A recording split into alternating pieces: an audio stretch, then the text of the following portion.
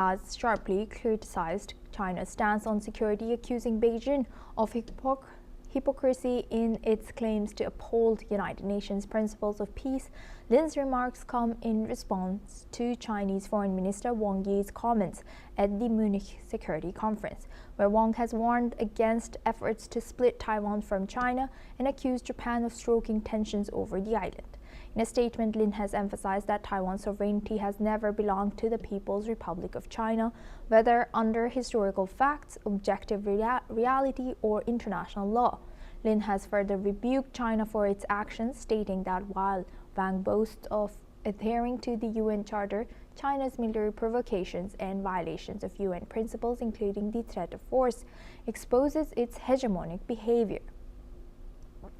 China's military has regularly staged exercises near Taiwan, with the latest round of mass war games conducted in December. Taiwan, which views itself as a self-governed democracy, rejects China's claims, stating that Taiwan's sovereignty should be determined by its people, not Beijing. Taiwan's opposition also counters China's argument that the island was returned to Chinese rule at the end of World War II. Now for this, we welcome former Ambassador KP Fabian. He's a former ambassador, joins us live from New Delhi. Thank you very much, Ambassador, for joining us. Good to see you. Now looking at this, it seems like China and Taiwan are both pushing for totally different narratives. Do you really think that Taiwan can long-term keep their stance about this? And is there any success story of two system, one country, which China claims to give to Hong Kong or Taiwan? Thank you. Thank you. Well, let me put it this way. Yes. China, meaning Beijing, is going to get Taiwan sooner or later through military or other means. There cannot be much doubt about that. But having said that, I want to make a point about the argument put out by the Taiwanese foreign minister. Yes. You see, the mainland China and Taiwan was one country. Then what happened was that in 1949, Mao Zedong said China stood up. That is, in the Civil War, Mao Zedong was able to defeat Chiang Kai-shek. And Chiang Kai-shek ran away and he established himself in Taiwan. And at that time, Mao Zedong did not have the military wherewithal to chase him there. And in any case, it was clear that America might intervene if Mao Zedong had done it.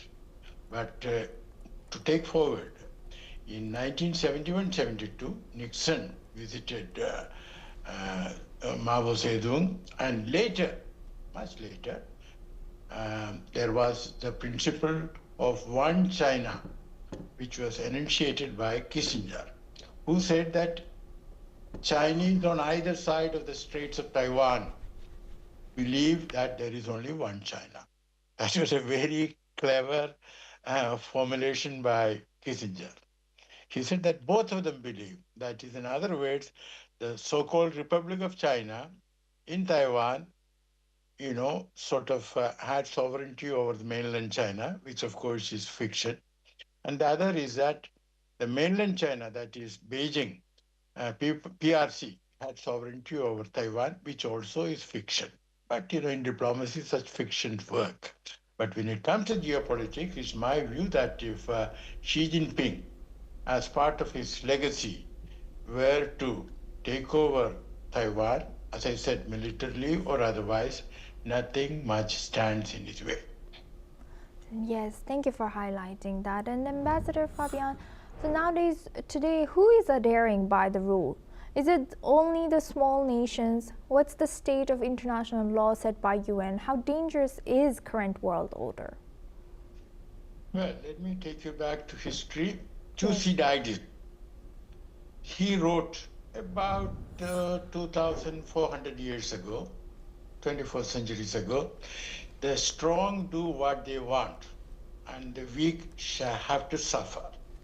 Now, historically, we have been trying to change it, but we have not fully succeeded, and I am afraid under President Trump, we have to recall the words of Thucydides. He gets away, not always, with what he wants to do by using American might. But as you know, when the European Union threatened to use its bazooka, that is endangering America's exports to the European Union amounting to dollars 170 billion, then Trump climbed down on Greenland as well as on tariffs he imposed on the 7 European Union countries plus UK.